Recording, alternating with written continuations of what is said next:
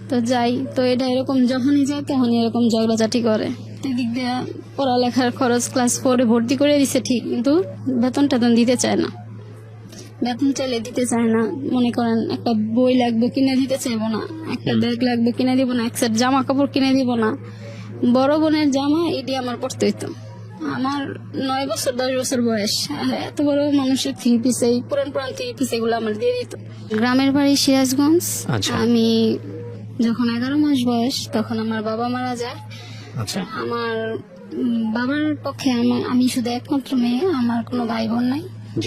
তো আমার মায়ের পক্ষে আর কি প্রথম যে স্বামী ছিলেন, আর আপনার সেই ঘরে 5 জন সন্তান ছিল। আমি দ্বিতীয় পক্ষের, আমার আব্বুর ঘরে কোনো সন্তান নাই, আমি একাই। আমার যখন 11 মাস বয়স তখন একটা দুর্ঘটনা, মানে আমার আব্বু চাকরি করতেন আর কি, সেখান থেকে আমরা ছুটিতে গ্রামে যাই আর কি। কিছু জমি জমা বন্ধক ছিল, আমার আব্বু চাকরি করে করে টাকা পাঠাইতো গ্রামে। তো সেখানে টাকা পাঠানোতে আমার মেজো চাচার হাতে পাঠাইতো টাকাটা। তো চাচা কি করতো, মানে ঠিক মতো টাকা দিত না। সে টাকা নিয়ে আসতো কিন্তু ঠিক মতো দিত না, জমি টমি ছাড়াতো না ঠিক মতো, দাদির হাতেও পৌঁছাইতো না টাকা। তো ছুটিতে যখন বাড়িতে যায় আব্বু, তখন এ বিষয়ে কথা কাটাকাটি হয় দুই ভাইয়ের মধ্যে, ফ্যামিলির সাথে। এক কথায় দুই কথায় আমার মেজো চাচা আমার আব্বুর গায়ে থাপড় দেয় আর কি, গায়ে হাত তোলাতে আমার আব্বু খুবই কষ্ট পায়, যেহেতু ছোট ভাই গায়ে হাত তুলছে। তারপর সেই সময় আমার দাদাও কিছু বলে না, দাদা দাদি সবাই আর কি আমার আব্বুর উপরে রাগারাগি করে। তো সে কষ্ট থেকে আমার আব্বু ঘর থেকে বের হয়ে যায় ওই সময়। তখন সন্ধ্যার দিকে বের হয়ে যায়, মনে করে যে ফিরে আসবে, হয়তো রাগ করছে এসে পড়বো। তারপর সবাই বের হয়, রাত্রে খুঁজতে বের হয়, কিন্তু কোথাও পায় না। মনে করছে কোনো আত্মীয় স্বজনের বাসায় আছে, কিন্তু কোনো আত্মীয় স্বজনের বাসায় ছিল না। যখন ওদিন রাত পার হয়ে যায়, ফজরের সময় দাদি নামাজ পড়ার জন্য ওঠার পর দেখে আমাদের ঘরের পাশে একটা আম গাছ আছে আর কি, পুরোনো। সে আম গাছ আমার আব্বু আর কি ফাঁসি দেয়, কিছু সুইসাইড করে, যেটা এটা আপনি পরবর্তীতে শুনেছেন? হ্যাঁ, এটা আমি শুনছি, বড় হওয়ার পরে শুনছি। তো মনে করেন আব্বু ফাঁসি দেয়, তো এই হইচই পড়ে যায়, কান্নাকাটির পড়ে যায়। তখন আমার বয়স 11 মাস বয়স, কিছুই তো বুঝি না। মা তো তেমন কর্ম করতো না বিয়ের পর। তো মনে করেন সবাই আর কি বলে, যদি এই কথা কাটাকাটির কথা উঠে তাহলে আমার মেজো চাচারে নাকি পুলিশে নিয়ে যাবে, এটা পুলিশের ঝামেলা হইতে পারে। সকালবেলা যখন পুলিশ আসে তো মারে শিখিয়ে দেয় সবাই, যে বলবেন যে আপনার হয়েছে, ওনার পেটে ব্যথা ছিল মারাত্মক, উনি সহ্য করতে পারতো না। পেটে ব্যথা সহ্য করতে না পারে কোন সময় যেন গিয়া এই কাজটা করছে, ফাঁসি দিছে। তার মারে আলাদা রুমে আটকে রাখে, এভাবে বলে। মাও ভয় পায় আর কি, মাও সেই কথাই বলে পুলিশের সামনে। পুলিশে যখন ওনার কথা শুনতে চায় তখন মাও বলে এই কথা। তো বলে পরে এই পুলিশের ঝামেলা শেষ করে দেয়। পুলিশের আমার মেজো চাচারে আর ফ্যামিলির আর কোনো আসে না আর কি। তারপর থেকে মনে করেন আমারে ওই আব্বুর ঝামেলা মিটমাট হওয়ার পর, মাটি দেওয়ার পর 1 মাসের মধ্যে আমারে আর মারে, তখন আমি তো কোলে ছিলাম, আমাদের নিয়ে আমাদের এই শহরে দিয়ে যায় আর কি। পুরোনো এক বাসা ভাড়া ছিল, এই বাসায় এসে আর কি দিয়ে যায় আমার এক দাদা, শহরে দিয়ে যায় আমার। তখন থেকে আবার মায়ের স্ট্রাগল শুরু হয়। আমার মা মনে করেন অনেক কষ্ট করে আমার বড় করছে, মার মুখ থেকে যেটা শুনছি। ইটের ভাটায় কাজ করছে, আমার সাইডে বসায় রেখে ইটের ভাটায়। ছিলেন আপনারা যখন আপনার মা এই অবস্থা? তখন ছিলাম 6 ভাই বোন আর কি। প্রথম পক্ষের 5 ভাই বোন, ওনারা ছিল ওনাদের বাবার কাছে। আপনি আপনার মায়ের একা? হ্যাঁ, আমি মায়ের একা না, আমি আমার মায়ের দ্বিতীয় বিয়ের ঘরে আমি একা।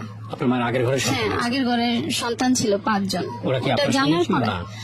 না, ওরা আমাদের সঙ্গে ছিল না। জানার পরে আমার আব্বু বিয়ে করে মারে। ঠিক আছে, উনি বিবাহিত, ওনার 5টা সন্তান আছে। জানার পর আমার আব্বু বিয়ে করে।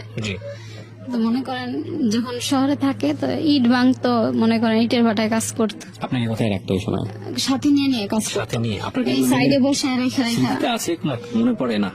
এমনি মনে পড়ে, যখন আমার 6 বছর আর কি, কিছু কিছু স্মৃতি মনে আছে। যে কাজে যেত, জোগাড়ির কাজ করতো, রাজমিস্ত্রি যেটা বলে, হেল্পার হিসেবে কাজ করতো, বিভিন্ন জায়গায় নিয়ে যেত। আমি সারাদিন খেলতাম, খাইতাম ওইখানকার বাচ্চাদের সাথে। বুঝতেন না আসলে কি হচ্ছে? বুঝতাম না আর কি। ওইখানে মা কাজ করতো, আমি ওইখানকার বাচ্চাদের সাথে খেলতাম। আবার রাত শেষে সন্ধ্যার সময় টাকা টুকা বুঝিয়ে দিত, আবার আমার কোলে করে নিয়ে চলে আসতো। মানে এরকম করে আর কি কাজ করছে। এমন মনে আছে একটা, মনে করেন বালু টানতো মা, এই ঢাকায় আর কি গাবতলির ওদিকে বালু টানছে, আমার বসায় রাখছে জাহাজের সাইডে, বসায় রেখে মা দেখতাম বালু টানতো। হুম। তখন বালু টাইনে 2টা বা 12টা পর্যন্ত কাজ করতো, কাজ করে আমার নিয়ে আবার চলে আসতো। আচ্ছা। আমি ওখানে সারাদিন বসে থাকতাম, ওইখানে খেলতাম, খেলাধুলা করতাম। তো আবার কাজ শেষ করে আমার নিয়ে আসতো, যে জায়গায় কাজে যাইতো, অনেক দূরে দূরেও কাজ করছে, কন্টাকে রাজমিস্ত্রির কাজ করতো, তো কন্টাকে মানুষ যাইতো, তো হেল্পার হিসেবে নিয়ে যাইতো। তো মা একটু সরল সহজ টাইপের ছিল, এই কারণে মারে সবাই আর কি কাজেও নিত। মনে করেন এরকম কাজ করতো, 8তলা 10তলা একটা সিমেন্টের বস্তা নিয়ে উঠছে, উঠতে গিয়ে একবার ব্যথা পাইছে আর কি, উঠতে গিয়ে পিঠে ব্যথা পায়, মেরুদণ্ডের হাড্ডিতে সমস্যা হয়। ও, তো তখন থেকে আর ভারী কাজ করতে পারে না, তখন থেকে ভারী কাজ বাদ দিয়ে কি করবো এখন, তখন আমার বয়স 6 বছর হয় নাই, জি। কাজ করতে পারে না ভারী কাজ, তখন আবার কি করলো, ব্যবসা করলো। বিভিন্ন শাক পাতা এগুলো তুলে নিয়ে আসতো গ্রাম সাইডের থেকে, আইনা মনে করেন এগুলি স্কুলের সামনে ভাগা দিয়ে দিয়ে বিক্রি করতো। ও, আপনার সাথে নেই? হ্যাঁ, আমার সাথে নিয়ে। তো আমি যখন বড় হয়েছি আমার কাছে দিয়ে দিত, মোটা বান্ধে বান্ধে আমার কাছে দিয়ে দিত, আমি আবার এগুলা স্কুলের সামনে নিয়ে বিক্রি করতাম। তারপরে আপনি পড়তেন ওই সময়? না, না, ওই সময় ভর্তি করে নাই, তখন আমার স্কুলে ভর্তি করে নাই। তো মনে করেন ওই সময় এরকম করতাম, আবার যখন আর একটু বুঝাইলাম 6 বছর হয়েছে, তখন আবার স্কুলে ভর্তি করানোর জন্য স্কুলে নিয়ে যায়। তখন আগে ওই যে ব্রাক স্কুলে মনে করেন দিত না, এই যে বিয়ের সামগ্রী দিয়ে দিত, হুম, ল্যাপ তোষক থালা বাসন যা লাগতো ভর্তি হলে ব্রাক 5, হ্যাঁ হ্যাঁ, একটা নিয়ম ছিল ওই সময়। তাই নাকি? 5 পর্যন্ত পড়লে এগুলা দিয়ে একদম একটা মেয়ের আর কি 5 পর্যন্ত পড়ালেখা করাইলে ওনারা এগুলা দিয়ে দিবে ওইখানে। বিয়েতে? হ্যাঁ, বিয়ের জন্য আর কি। মিটার 5 পড়ানোর পরে বিয়ে হয়ে যাবে এরকম কোনো কিছু নাকি ভবিষ্যতে? এরকম হয়ে যাবে না, মানে দিয়ে দেয় আর কি, ওইটা নিয়ম মেয়েদের। ইন্টারেস্টিং, হ্যাঁ। আমার জানা ছিল না। হ্যাঁ, হ্যাঁ, তারপর? এটা দিয়ে দিত। তো ওই স্কুলে নিয়ে যায়, তখন আমার 6 বছর হয়নি। হুম, তখন আগের যে নিয়ম ছিল, মাথার উপর দিয়ে কান ধরতে হইতো, হুম, তাহলে স্কুলে ভর্তি নিব, নাইলে নিব না। তো মনে করেন এরকম আমি কান ধরতে পারিনি, তখন আমার আর ভর্তি নেয় নাই। তো ওইখান থেকে আবার নিয়ে আসে, তখন আবার আমিনবাজারই তো ছিলাম, তখন ওইখানে আরেকটা স্কুলে নিয়ে যায়, সরকারি স্কুলে, তখন ওইখানে ভর্তি করে দেয়। তো ওই স্কুলে যাইতাম আইতাম, আর ওই মনে করেন সকালবেলা হইলে ওখানকার ছেলেমেয়েরা ছিল, তো তখন ওনাদের সাথে সকালে বাজারে যাইতাম। ওই ছেলেমেয়েরা সবাই ওখানকার ওই এলাকায় ছিল যারা, আমরা একটা এরিয়ার মধ্যে ছিলাম আর কি, বস্তিও বলে আর কি। কিন্তু ওই ছেলে মেয়েদের সাথে মনে করেন যাইতাম ওখানে, বাজারে গেলে তো কারোর দোকানে তরকারি সাজাই দিতাম, হুম, পড়াশোনাও করতাম, তরকারি সাজাই দিতাম, ওই 10 টাকা দিত, তো একবেলা তরকারি দিয়ে দিত। হুম, মনে করেন এরকম করে আর কি। পেঁপে বস্তা বস্তা বস্তা পেঁপে কষ ছিল, সেই পেঁপে ধুয়ে দিলে মনে করেন 1 বস্তা পেঁপে ধুয়ে দিলে 10 টাকা দিত। হুম, তো এরকম করে করে আনতাম, আনলে তো সংসারটা চলতো, মা তো ভারী কাজ করতে পারতো না। আর ওই যা শাক পাতা আনতো ওগুলা মনে করেন বিকালে নিয়ে যেতাম, বাইন্দা রাখতো বিকালে স্কুলের সামনে, বিভিন্ন যারা পরিচিত ছিল এরা নিত, নিয়ে গেলে মনে করেন এইভাবে করে ওখানে ক্লাস 4 পর্যন্ত পড়ালেখা করলাম। তখন আবার আস্তে আস্তে আমার মার যে প্রথম ছেলে মেয়ে, ওরা আস্তে আস্তে সন্ধান পেয়ে চলে আসলো, ওকে, একে একে করে আসা শুরু করলো। ওকে, মনে করেন আসতো, মনে করেন আস্তে আস্তে আসা যাওয়া করতে করতে, যে ওই ঘরের তো মেয়েরা বড় ছিল, প্রথম 2 মেয়ে বড় ছিল, তারপরে 2 ছেলে ছিল ওই ভাই বোনের মধ্যে। জি, তো মেয়েরা আসলো, মেয়ে এসে একটা গার্মেন্টসে ঢুকলো, মা ঢুকাই দিল একটা কাজে। তো ঠিক মতো কাজ করতো না, কাজ করলে টাকা টুকা পাইলে ও নিজেরটা নিজেই খরচ করতো, সংসারে দিত না। হুম, তো এই কষ্টই ছিল। তারপর আবার ভাই এলো, ভাইও এরকম করলো, জি, কাজ করে তো ঠিক মতো টাকা দেয় না, কয়দিন এখানে করে তো কয়দিন নারায়ণগঞ্জ চলে যায়, মানে মিলে জিলে থাকে। তখন আমার বড় আপা ছিল আবার নারায়ণগঞ্জ ওই সংসারে, তো উনি নারায়ণগঞ্জ ছিল, ওই বোনের কাছেও চলে যেত, আবার এখানেও আসতো, মনে করেন এরকম করে থাকতো। মনে করেন আমার দেখতেই পারতো না আর কি, ওরা সহ্য করতে পারতো, ওরা চাইতো আমার কারো কাছে দিয়ে দিই। হুম, তখন আর কি আমি আমার গ্রামের বাড়ি সম্পর্কে কিছুই জানি না, যে আমার দাদা দাদি আছে কিনা, তখন আমি এত বুঝতামই না যে আসলে বাবাও এরকম হয় আর কি, 2টা হয় বাবা, মানে এটা কোনো জ্ঞানই ছিল না আমার। হুম, তো মনে করেন ওরা অনেক বকাবকি করতো, মারতো ধরতো, তো কান্নাকাটি করতাম, মার কাছে যাইতাম, তো ওই মা আবার বুঝে বুঝে দিত। তো এরকম করতে করতে ওরা অনেক অনেক নোংরা নোংরা ভাষা কয় ওরা আর কি, হুম। যেগুলা শুনতেও পারি না। তখন বয়স কত আপনার? তখন 7-8 বছর আর কি। স্কুলে ভর্তি হননি তখনও? হ্যাঁ, তখন ভর্তি ভর্তি হয়েছি। তখন হয়েছেন আমি ব্র্যাকে? ফ্রিতে পড়ি। হ্যাঁ, ওই সরকারি স্কুল থেকে আবার ব্রাকে নিয়ে আসা আমাদের বাড়ির ভিতরে আর কি, ব্রাক স্কুল খোলে, তো ওই স্কুলে এসে পড়ি। তো এখানে দেখলাম আবার মা স্কুলে পড়লে আবার টিউশনি পড়তে হয়। তখন আমি 2-3 উঠে গেছি আর কি। জি 3 উঠছি পরে এরকম করে আর কি চলতেছে। বাজারে যাই, তরকারি টরকারি বেশি, সকালে ওদিকে কাজ করি, হুম 20 টাকা দিলে আর কিছু তরকারি দিয়ে দিত, বাসায় নিয়ে আসতাম। হুম আর মা শাক পাতা তুলতো, এগুলো আবার বিকাল স্কুলের সামনে নিয়ে যেতাম।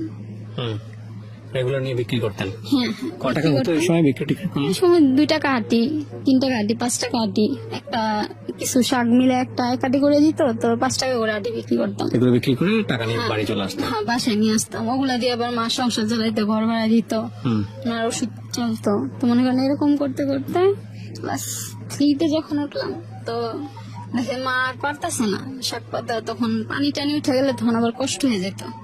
হুম তখন মনে করেন বিভিন্ন জায়গায় যে ধান রোপণ করতো তো ঢাকার দিকে, তো পানি উঠে গেলে ওনারা আবার এটি নিত না। তখন কি করতো, ওইখানকার আর কি আছে যারা থাকতো আরো আমাদের সাথে, ওনারা সবাই মিলে ওই ধান নিয়ে আসতো পানি থেকে, ডিপ দিয়ে ধান তুলে নিয়ে আসতো। হুম ওগুলা কৃষকরা ফালাই দিত, তখন উঠাইতে পারবো না, পচে যেত। হুম ওগুলাই না, ওগুলারে মনে করেন ধানগুলারে পাড়ায় টাড়ায় ওগুলারে আর কি ই করতো, খাবার উপযোগী করতো হুম ভাঙে টাঙ্গে।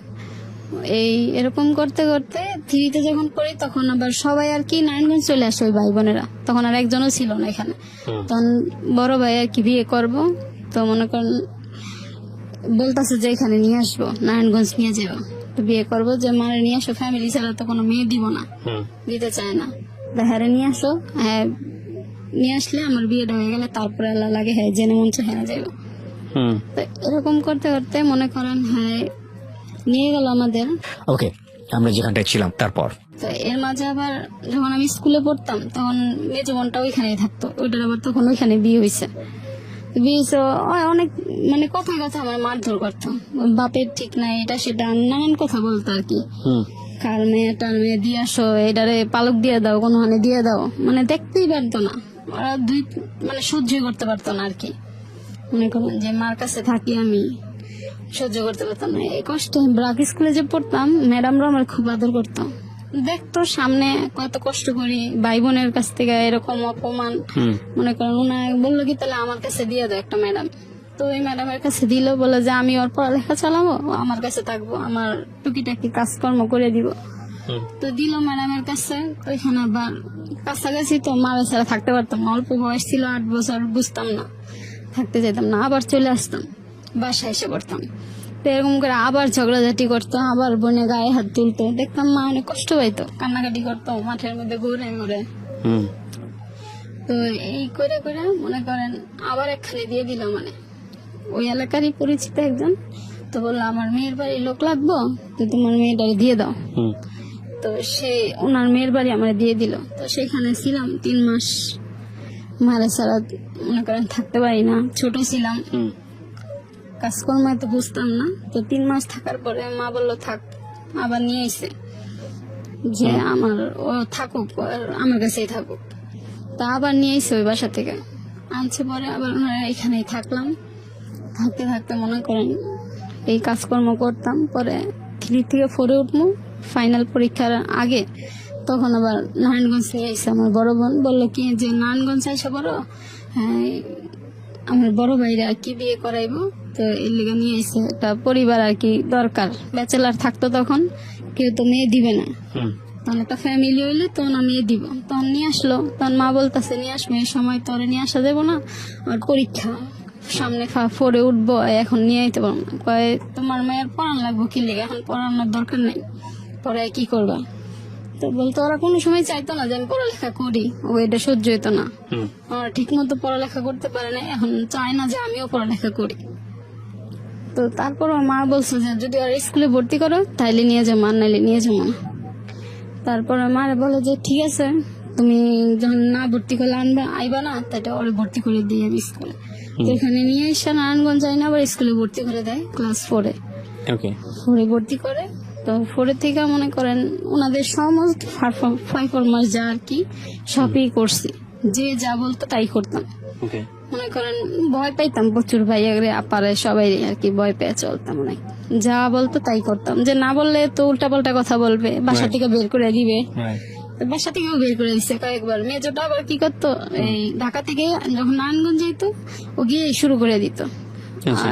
সুখে থাকবো মানে ওর দেখতেই পারতো না আমারে, মানে টর্চার শুরু করে দিত, ওর বের করে দাও এটা সেটা। কয়েকদিন মারছে ও গিয়া, ওইখানে গেছে পরে মারছে, গায়ে হাত তুলছে, কাপড় চোপড় ধরে বাসা থেকে বের করে দিছে, জেনে মন চাই না চলে যাও। হুম। আমি আবার কাপড় চোপড় নিয়ে আপার কাছে চলে যাই, বড়টার কাছে গিয়ে বিচার দিই যে এমন এমন এমন করে আমার বাসা থেকে বের করে দিছে। হুম। পরে বড়টা আবার কয় ঠিক আছে তুই দেখি কি করে, তো বাইরে হয়ে পরে আবার বুঝায় বাইরের লোকে পাঠায় দেয়। তো যাই, তো এটা এরকম যখনই যায় তখনই এরকম ঝগড়াঝাটি করে। এদিক দিয়ে পড়ালেখার খরচ ক্লাস 4-এ ভর্তি করে দিছে ঠিক, কিন্তু বেতন টেতন দিতে চায় না। বেতন চাইলে দিতে চায় না, মনে করেন একটা বই লাগবে কিনে দিতে চাইবো না, একটা ব্যাগ লাগবে কিনে দিব না, এক সেট জামা কাপড় কিনে দিব না।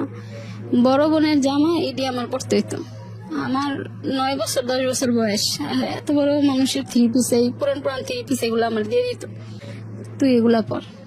তারপরেও ভাই আছে না, এক্সট্রা খরচ আছে না, একটা পোশাক আশাক এগুলো কিনে দিব না, গাইড লাগতো, বই লাগতো, টিউশনি করলে বেতন দিতে হবে, দিব না। তো হিন্দু একটা ম্যাডামের কাছে পড়তাম, ম্যাডামটা বুঝতো যে না এমন কষ্ট করে ওর মাও তো কই থেকে দিব। তো ম্যাডামটা অনেক সময় বেতন নিত, অনেক সময় নিত না। তো মা আবার কি করতো, কোনো সময় যা পারতো ম্যাডামটা দিত, ম্যাডামে কোনো সময় করতো না, দিয়া ওইখানে 4-এ পড়ি, 5-এ উঠবো, ওই সময় আবার বড় বাইরে বিয়ে করা মেয়ে দেখে হুম। বিয়ে করায়। বিয়ের পরে মনে করেন শুরু হয় আরেক ঝামেলা। সে ঝামেলা? যেমন আমি মা, তো ওনারা আবার মিথ্যা কথা বলে বিয়ে করায় যে সংসারে মা আছে, কিন্তু আমি যে আমার বোন বলে পরিচয় দেয় না, বলে এটা মা অসুস্থ তো মারে দেখাশোনা করার লেগে মেয়েরে নিয়ে এসি। হুম। বিয়েটা মানে মেয়ে দেখতে গেছে, সবাই চলে গেছে, বোনের ফ্যামিলি গেছে, বোনের শ্বশুর বাড়ির ফ্যামিলি গেছে, ভাই গেছে, মার কথা পরিচয় দিচ্ছে না, আমার পরিচয় দেয়নি। মানে বলা আমি নাকি মানে আমার পালক নিয়ে আসছে, পালতে নিয়ে আসছে, মার দেখশন করার লেগে আমার আনছে। কারণ যে পরিবারের সাথে বিয়ে, ওনারা তো মনে হচ্ছে ওরা দেখতে আনছে, আবার পড়ালেখা করাইবো কি লিগে। বিয়ের পর ভাইয়ের বউ বলতেছে যে ওরা কি আর পড়ালেখা করাইবো, আর পড়ালেখা করেন লাগবে না, ওরা পড়ালেখা করলে আমারও পড়ালেখা করে দিও। হুম। ভাইয়ের ওয়াইফ আর কি বলে, তো মনে করেন বলেন তারপর।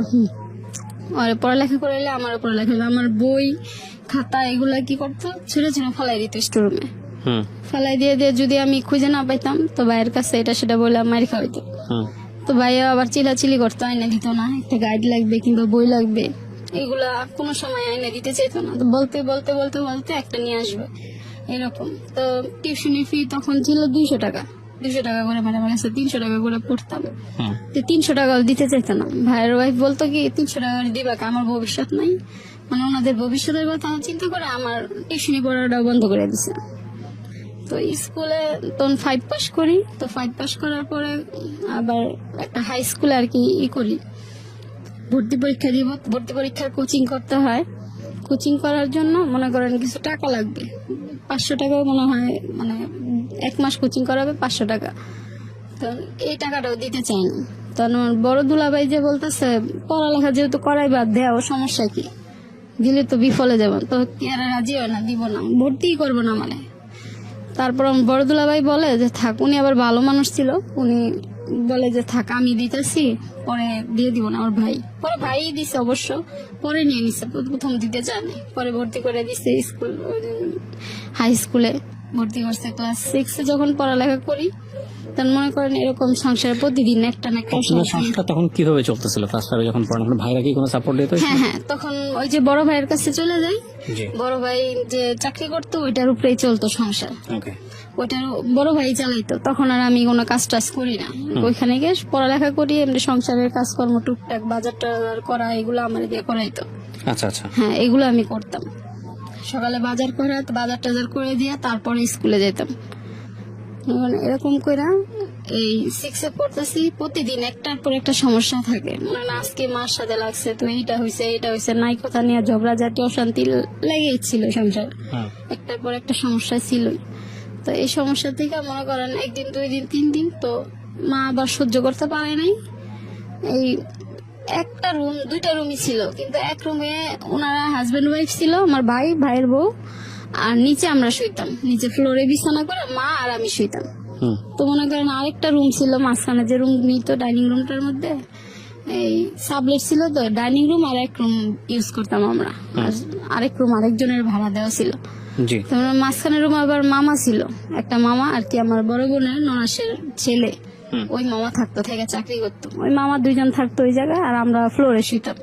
তো প্রতিদিন একটা না একটা ঝামেলা, মনে করেন ঘুম থেকে ওঠার আগে চিল্লাচিল্লি ঝগড়াঝাটি, হ্যাঁ হাজবেন্ড ওয়াইফ লেগে দিত ঝগড়া, তো ওই তো মার লেগে অশান্তি লাগছে, তো ওই তো ওর লেগে ঝগড়া লাগছে, এর লেগে ঝগড়া লাগছে, কোথায় নাই কোথায় ঝগড়া শুরু হয়ে যেত।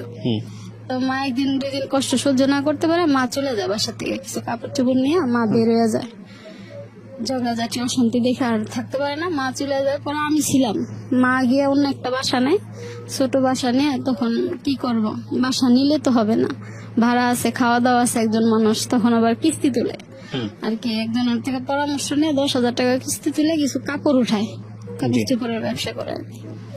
তো কাপড় চোপড়ের ব্যবসা করে, তখন আমি তো মাস ছাড়া থাকতে পারি না, তখন আমিও কি করি, আমিও চলে যাই মার কাছে, মা একা একা থাকবো, আমিও মার কাছে চলে যাই, ভাইয়ের সংসারের দিকে যাই, এই মার কাছে থাকতে থাকি।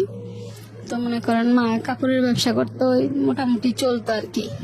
তারপরে একদিন ভাইয়া আবার গেছে ওয়াইফ নিয়ে, ওনার বাচ্চা হওয়ার পরে আর কি, জিয়া বলতেছে যা হয়েছে হয়েছে ভুলে যাও, তো আসে বলো এখানে। মা বলে যাবো, আবার দুই ঝগড়াঝাটি, আবার এই অশান্তি, আবার বের হয়ে আসবো, তারপর আবার মানুষ হাসাহাসি করবো, আবার একটা হইব, তোরা আলাদাই থাক, তোরা শান্তিতে থাক আর কি। জি তখন এলো ভাই বলে তাই শান্তিতে যখন থাকবো, তো তোমার মাসে 2,000 টাকা করে টাকা দিব কিছু। তখন ভাই আবার নিজে ব্যবসা দেয়, ওর ব্যবসাটা ভালো চলতেছিল ভাইয়ের, তখন 2,000 টাকা করে মাসে দিত ভাই আর কি, ঘর ভাড়াটা আর কি ভাই দিত, বাকি খাওয়াবার মা চালাইতো। যেমন কাপড়ের ব্যবসা করতো, তখন আমি স্কুলে পড়তাম, তখনও ঠিক মতো আমার স্কুলের আমি টিউশনই করতে পারিনি, মানে পড়তে পারিনি কারো কাছে।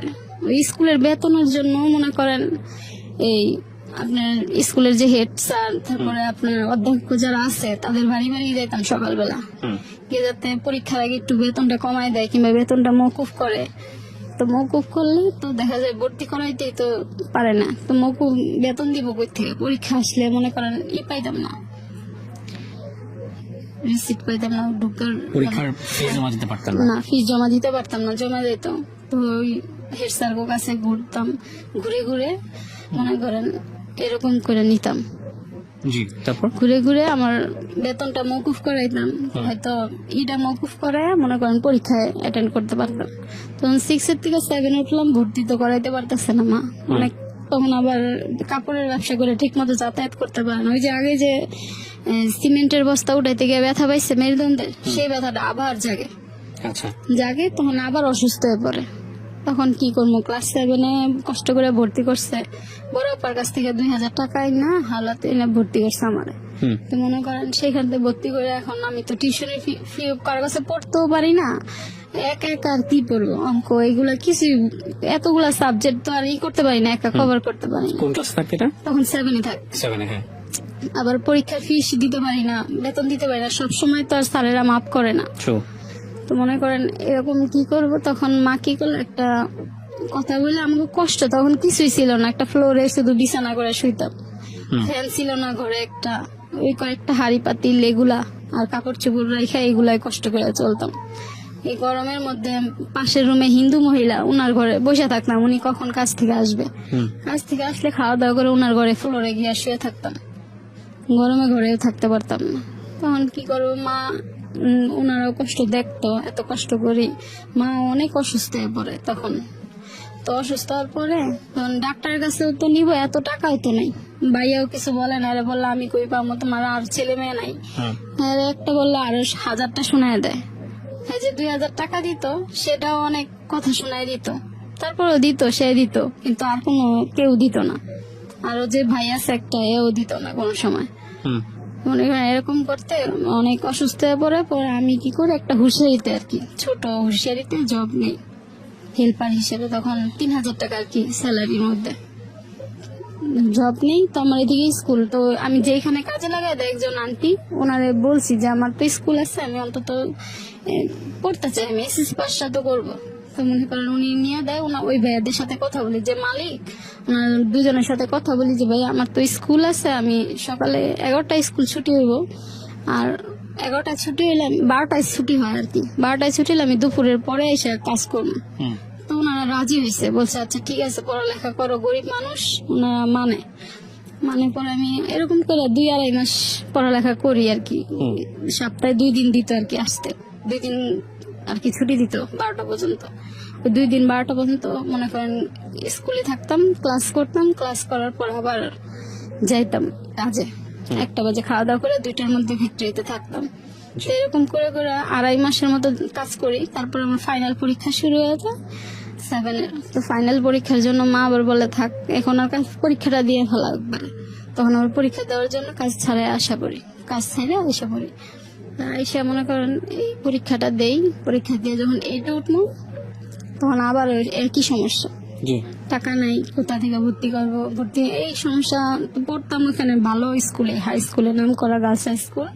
তো ওটার মধ্যে মনে করেন এখন তো ভর্তি করতে পারতেছে না আমারে। এখন কি করবো, ভর্তি হইতে পারি না, এমন কান্নাকাটি করতেছি আমার ভর্তি করবার না, আমি পড়ালেখা করবো। তো বুঝাই তো টাকা পয়সা নাই, কি করবা, তোমার কেমনে ভর্তি করো। হুম। তা আবার কাজে ঢুকলাম আরেকজনের সাথে। এখন আপনি কোন ক্লাসে? তখন 8-এ আর কি। ওকে। হুম, এই কাজে ঢোকা বলতে কি ধরনের কাজ? এটা হুঁশিয়ারি আর কি, মিনি গার্মেন্টস বলে আর কি, Mini garments। দেশি মাল যে দেশি। এত ছোট বাচ্চাদেরকে ভর্তি নিত? হ্যাঁ, ওইখানে যে স্যালারি কম দিত, 3,000 টাকা 2,500 টাকা বেতন দিয়ে রাখতো আর কি। হেল্পারি করতাম, সুতা কাটতাম, তো একটু চাটা বানায় দিতাম, এগুলা করতাম, ফ্লোর ঝাড়ু টাড়ু দিয়ে দিতাম। এইটা উঠার পরে তো ঠিক মতো স্কুলে যাইতে পারিনি, ভর্তি করাই নাই। তখন কি করবো, কান্নাকাটি করি। তা একজনের সাথে ধরে একটা আপু আসছিল আমাদের সাথে, ও কাজ করতো। তো বললো আমি নিয়ে কাজের ঢুকাই দিই তোমারে, দেখি। তখন আমি আবার একটু লম্বা চূড়া দেখতেছিলাম, লম্বা চূড়াইছিলাম, বোঝা যাইতো না যে লম্বা চূড়া হয়েছি, তো বোঝা যেত না, একেবারে অল্প বয়স, 13 বছর বয়স, বোঝা যায়নি। হুম। তো নিয়ে যায় কাজে, অন্যজনের আইডি কার্ড মানে জন্ম নিবন্ধন দিয়ে আমারে নিয়ে যায় একটা গার্মেন্টসে। নিয়ে যায় পরে গার্মেন্টসে গেটে দাঁড়ায়, ভিতরে নেয়, কিন্তু নেওয়ার পর ওনারা বুঝে যায় আমার যে অল্প বয়স, সেটা বুঝতে পারে। তখন এখন পিএম স্যার বলতেছে যে গার্মেন্টসের যে নিতে আসছে যার ফ্লোরে, পিএম বলতেছে মেয়ের তো অল্প বয়স, এবার কিভাবে নিব। তখন ওই আপুটা আবার বলে স্যার কিছু বললেন না, গরিব মানুষ থাক, দেখেন যদি কোনোভাবে নিতে পারেন তো সংসারটা চলবো। তো মনে করেন ওই স্যারে নিয়ে যায়, নিয়ে উপরে যায় আর বলে যে তুমি তো অল্প বয়স, সবার সামনে বললাম না, তুমি তো আমার মেয়ের থেকেও ছোট বয়স হবা, তোমার তখন কাজে কেমনে রাখবো, তুমি তো কাজ করতে পারবে না, বুঝবে না কিভাবে কি কাজ করতে হয় গার্মেন্টস এর। তারপরও রাখে স্যারে, কিছুদিন ওখানে চাকরি করি। তো বাইরে আসলে আবার আমাকে এলাও করতো না, লুকাই ফেলতো। এরকম করে কয়েক মাস চাকরি করার পর ওখান থেকে কাজ ছেড়ে দিই। কাজ ছেড়ে দিয়ে মনে করেন আবার আইসা পড়ি। তো আইসা অন্য আরেকটা জায়গায় কাজ নেই, কাজ করতে করতে তো আমার স্যার দেখলো, স্যার বলতেছে যে প্রাইমারি স্কুলের স্যার আর কি, উনি আবার অনেক আদর করতো। তো উনি আবার একদিন রাস্তায় দেখা হইলে তুমি কি পড়াশোনা করো না? তো আমি বললাম যে না স্যার, আমি তো পড়াশোনা করি না, পড়াশোনা করতে পারতেছি না, এরকম এরকম সমস্যা। বলে তো কি করবো, এসএসসি পাসটা তো করবা। তখন কি করলো যে উনি একটা দিল আর কি, সমাধান দিল যে তোমার উন্মুক্ত ভর্তি করে দিই, অর্থাৎ এসএসসি পাসটা করো উন্মুক্ত থেকে, কাজও করবা, শুক্রবার ক্লাসও করবা। পর স্যারের কথা শুনে স্যারের বললাম, তা স্যার আপনি একটু আমার ভর্তি করে দেন, আমি কাজটা করে দেন। তারপর আমার আরেকটা ফ্যাক্টরিতে কাজ নেই, আমি সেখানে হেল্পারিতে কাজ করতে থাকি। তখন ওই স্যারে আমার উন্মুক্ততে ভর্তি করে দেয়, সারা সপ্তাহ কাজ করতাম, শুক্রবার হলে মনে করে স্কুলে যাইতাম, ওই স্কুলে যেতাম, ক্লাস করতাম। এই পুরো সপ্তাহে মনে হয় সপ্তাহ নাইট টাইট করছি। যেমন কালকে আমার পরীক্ষা, শুক্রবার কালকে পরীক্ষা, আজকে 12টা পর্যন্ত কাজ করছি। কাজ করে তারপরে বাসায় গিয়ে আমার পরীক্ষা দিতে হয়েছে পরের দিন। ছুটি দিতে চাইতো না, কমপ্লেক্স ফ্যাক্টরি মনে করেন বললো হইতো না। তারপরে বইলা টইলা শুক্রবার বন্ধ নিতাম, অনেক সময় কাজের চাপের কারণে শুক্রবারও খোলা রাখে ফ্যাক্টরি গুলা। তো বইলা টইলা যাইতাম, পরীক্ষার কথা বললাম, তারপর ছুটি দিতাম। মনে করেন আজকে 12টা পর্যন্ত কাজ করছি, কালকে আমার পরীক্ষায় বাসায় গিয়ে রাত জেগে পড়তে হইতো। ওইটা তারপর এরকম করে এসএসসি পরীক্ষাটা দিই। এসএসসি পরীক্ষা দেওয়ার পর ওই কলেজে আর কি, ওই কলেজেই ভর্তি হয়ে আবার ইন্টারে ভর্তি হয়ে কলেজে। তখন আমি কাজ করি, বেতনে কাজ করে আমার সংসার চালাই। মা রে নিয়ে তখন আর মা কাজ করতে পারে না, কাপড়ের ব্যবসাটা বন্ধ হয়ে যায়। অসুস্থ হওয়ার পর থেকে আর কাপড়ের বোঝা বইতে পারে না, তখন থেকে আবার আমি সংসার চালাই।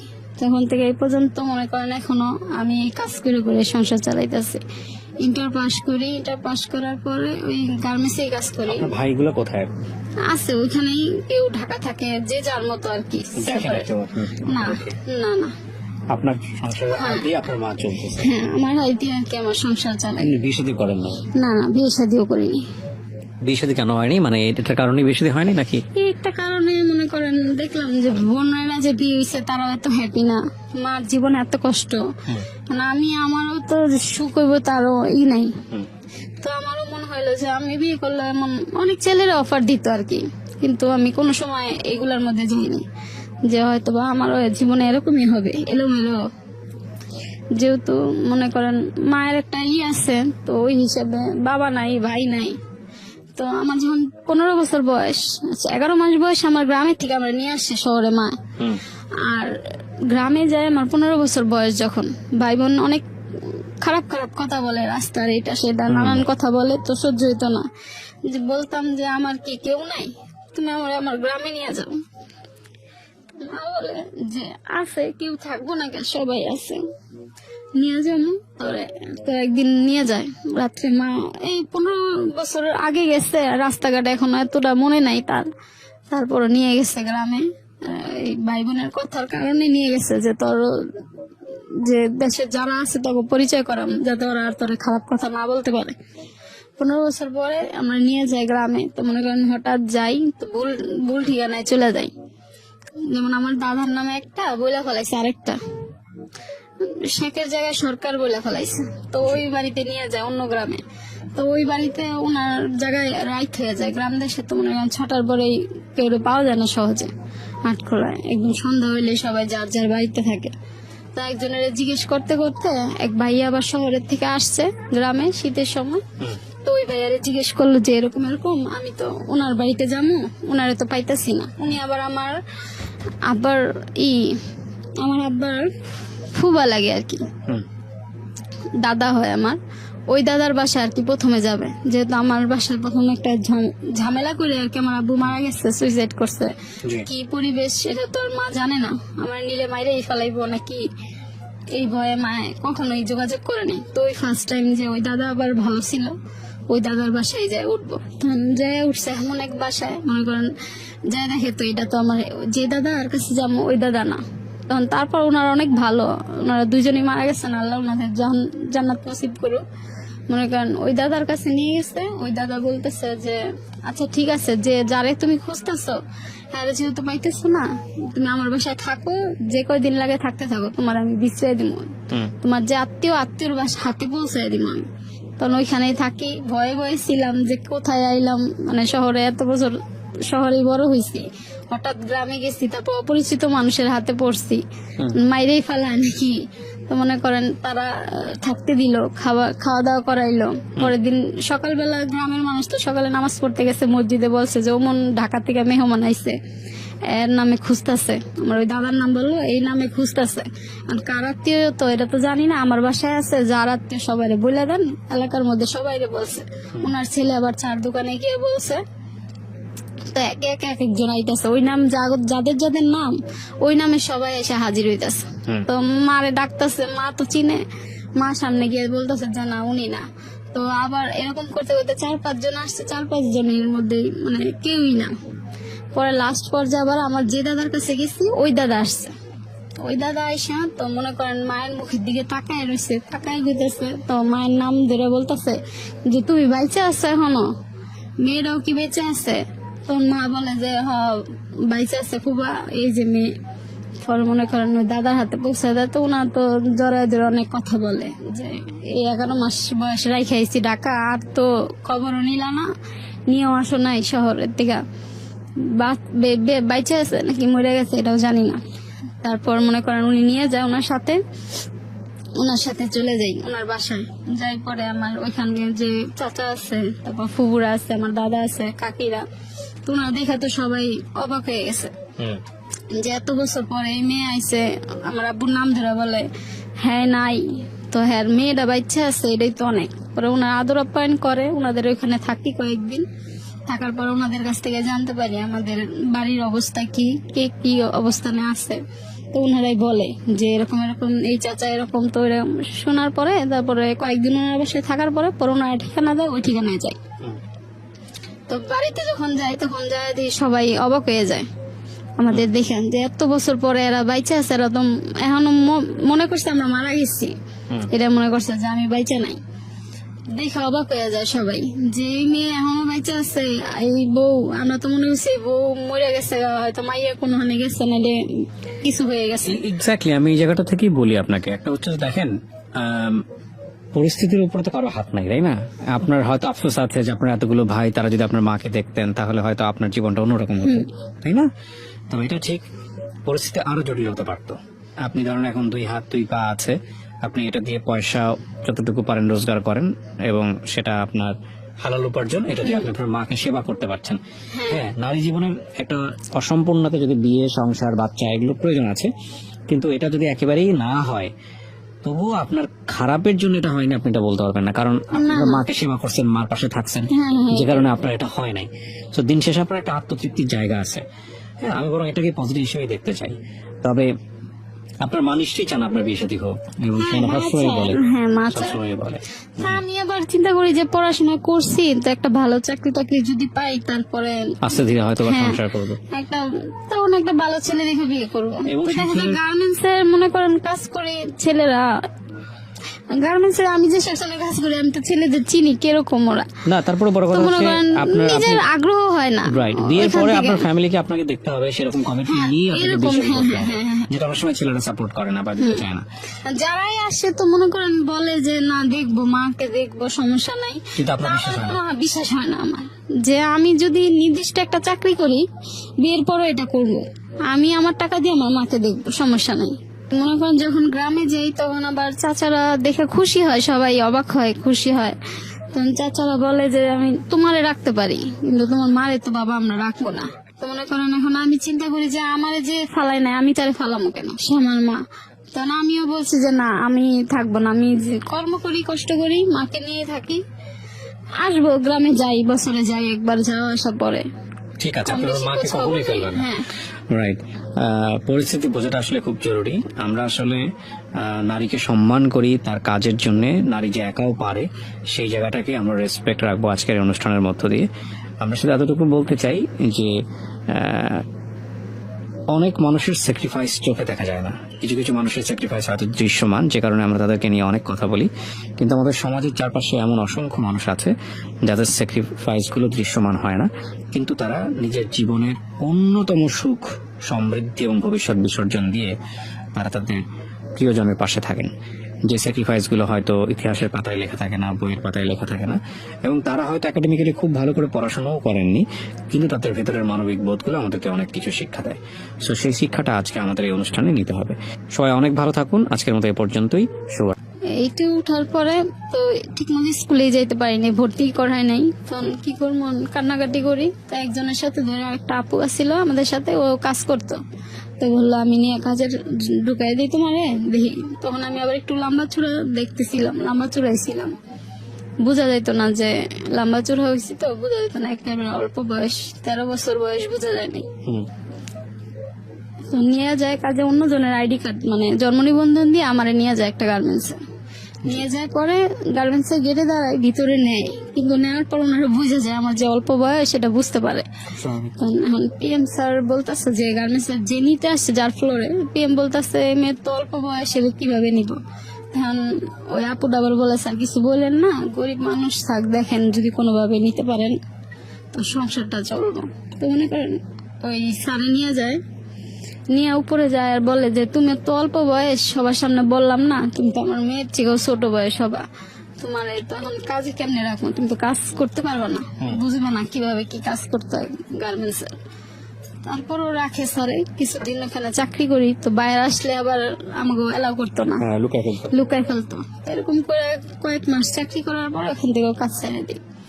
কাজ ছেড়ে দিয়ে মনে করেন আবার এসে পড়ি। তো এসে অন্য আরেকটা জায়গায় কাজ নেই, কাজ করতে করতে তো আমার স্যার দেখলো, স্যার বলতেছে যে প্রাইমারি স্কুলের স্যার আর কি, উনি আবার অনেক আদর করতো, তো উনি আবার একদিন রাস্তা দেখা হইলো, তুমি কি পড়াশোনা করো না? তো আমি বললাম যে না স্যার, আমি তো পড়াশোনা করি না, পড়াশোনা করতে পারতেছি না, এরকম এরকম সমস্যা। বলে তো কি করবা, এসএসসি পাসটা তো করবা। তখন কি করলো যে উনি একটা দিল আর কি, সমাধান দিল যে তোমার উন্মুক্ত ভর্তি করে দিই, অন্তত এসএসসি পাসটা করো উন্মুক্ত থেকে, কাজও করবা, শুক্রবার ক্লাসও করবা। পর স্যারের কথা শুনে স্যারের বললাম, তা স্যার আপনি একটু আমার ভর্তি করে দেন, আমি কাজটা করে দেন। তখন আমার আরেকটা ফ্যাক্টরিতে কাজ নেই, আমি সেখানে হেল্পারিতে কাজ করতে থাকি। তখন ওই স্যারে আমার উন্মুক্ততে ভর্তি করে দেয়, সারা সপ্তাহ কাজ করতাম, শুক্রবার হলে মনে করে স্কুলে যেতাম, ওই স্কুলে যেতাম, ক্লাস করতাম। এই পুরো সপ্তাহ, এমন সপ্তাহ নাইট টাইট করছি। যেমন কালকে আমার পরীক্ষা, শুক্রবার কালকে পরীক্ষা, আজকে 12টা পর্যন্ত কাজ করছি। কাজ করে তারপরে বাসায় গিয়ে আমার পরীক্ষা দিতে হয়েছে পরের দিন। ছুটি দিতে চাইতো না কমপ্লেক্স ফ্যাক্টরি, মনে করেন বললো হইতো না। তারপরে বইলা টইলা শুক্রবার বন্ধ নিতাম, অনেক সময় কাজের চাপের কারণে শুক্রবারও খোলা রাখে ফ্যাক্টরি গুলা। তো বইলা টইলা যাইতাম, পরীক্ষার কথা বললাম, তারপর ছুটি দিতাম। মনে করেন আজকে 12টা পর্যন্ত কাজ করছি, কালকে আমার পরীক্ষা, এর বাসায় গিয়ে রাত জেগে পড়তে হইতো। ওইটা তারপর এরকম করে এসএসসি পরীক্ষাটা দিই। এসএসসি পরীক্ষা দেওয়ার পর ওই কলেজে আর কি, ওই কলেজেই ভর্তি হয়ে আবার ইন্টারে ভর্তি হয়ে কলেজে। তখন আমি কাজ করি, বেতনে কাজ করে আমার সংসার চালাই। মা নিয়ে তখন আর মা কাজ করতে পারে না, কাপড়ের ব্যবসাটা বন্ধ হয়ে যায়। অসুস্থ হওয়ার পর থেকে আর কাপড়ের বোঝা বইতে পারে না, তখন থেকে আবার আমি সংসার চালাই। তখন থেকে এই পর্যন্ত মনে করেন এখনো আমি এই কাজ করে করে সংসার চালাইতেছি। ইন্টার পাস করি, ইন্টার পাস করার পরে ওই গার্মেন্টসে কাজ করি। ভাইগুলো কোথায় আছে ওইখানেই, কেউ ঢাকা থাকে, যে যার মতো আর কি। না না না, আপনার সংসার আপনার মা চলতেছে? হ্যাঁ, আমার হাই দিয়ে আর কি আমার সংসার চালাই। বিয়ে শাদী করেন না? না না, বিয়ে শাদিও করিনি। বিয়ে শাদী কেন হয়নি, মানে এটার কারণে বিয়ে শাদী হয়নি নাকি?